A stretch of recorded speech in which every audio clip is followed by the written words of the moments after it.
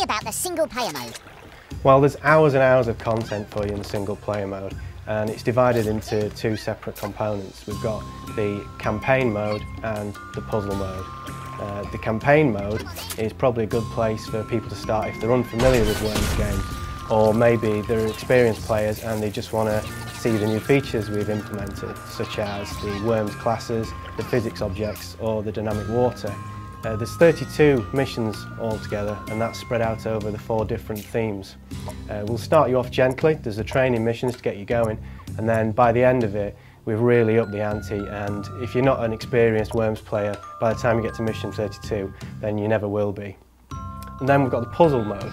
Now the puzzle mode, it's more about challenges. It's missions with a certain objective. Now that objective could be to get a vital worm that's on the enemy team, or it could be to collect a crate, but you've only got certain items and certain ways to achieve that goal. This is a real strategic side of Worms games. It's going to be a head scratcher, and I think it's really going to excite people when they finally get to finish one of the puzzles. There's 20 of those in total, so there's plenty there to keep people going. Let's get down to the nitty-gritty. How can I beat my friends? Well, there's a couple of ways you can play against your friends with Worms Revolution. There's local play and online play. Local play, it's the social side of Worms really. That's where you get 3 of your mates round to your house, all 4 of you sit on the sofa, and you can either grab 4 pads or you can get 1 pad and pass it round, and you can enjoy the banter and the fun that goes with playing Worms with people in the room with you. And there's nothing better in local play than seeing the expression on your mates' faces as you drop their last worm into the water. And then you've also got the online mode.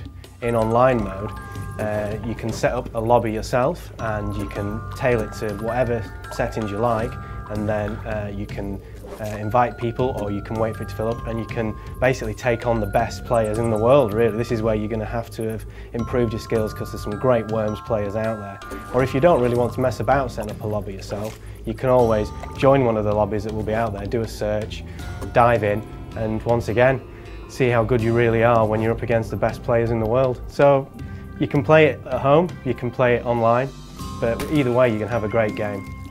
What modes are available to play? Well, we've got 3 modes that you can choose from to play. We've got the deathmatch mode, the forts mode, and the classic mode. Deathmatch mode is probably the bread and butter mode really in Worms Revolution. It's the one that most people will be familiar with, and maybe the mode that people will play first. With this you can set up a game with 3 other players, or 3 AI combatants if you wish, and you can set up your scheme settings, and then basically you're straight into a match. You're going to be able to use the physics objects, the dynamic water, and make use of the classes, and it's a case of the last worm standing.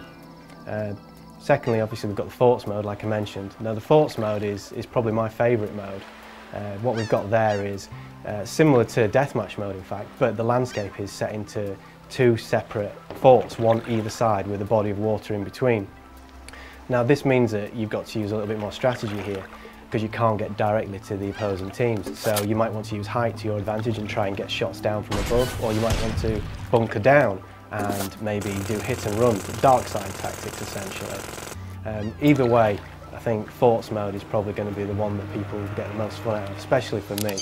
Aside from the fact it looks beautiful as well, I think it's probably one of the most beautiful landscapes we've created, the forts mode. And lastly, we've got the classic mode. Now the classic mode is for the Worms purists. It's for people who have played Worms before and maybe they want to experience that same kind of game. They don't want to have the dynamic water, they don't want to have to mess about with Worms classes, and maybe they don't want the random nature that a physics object might include in the map. So that's all removed, and they can get on with playing Worms classically as it was originally intended. So there's something for everyone really in all the games modes.